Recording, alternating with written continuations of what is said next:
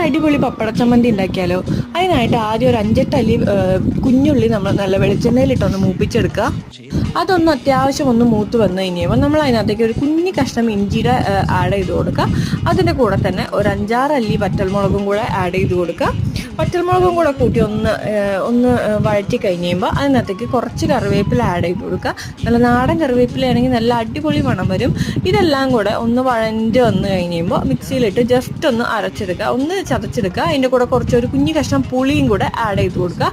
ഒന്ന് അരച്ചെടുത്തിട്ട് അതിനകത്തേക്ക് കുറച്ച് തേങ്ങയും കൂടെ ആഡ് ചെയ്ത് കൊടുത്തിട്ട് ആവശ്യത്തിന് ഉപ്പും കൂടെ ഇട്ട് കൊടുത്തിട്ട് നന്നായിട്ടൊന്ന് വീണ്ടും വെള്ളം ചേർക്കാതെ അരച്ചെടുക്കുക.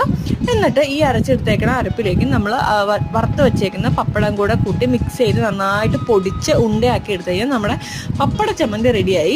നമുക്ക് പെട്ടെന്ന് ചോറിന് കറിയൊന്നും ഇല്ലെങ്കിൽ കൂട്ടിയെടുക്കാൻ പറ്റിയ ഒരു അടിപൊളി സാധനമാണ്. അതുപോലെ തന്നെ കഞ്ഞിക്കും നല്ല അടിപൊളിയാണ്. പക്ഷെ ഉണ്ടാക്കി കഴിഞ്ഞാൽ അപ്പം തന്നെ കഴിക്കണം.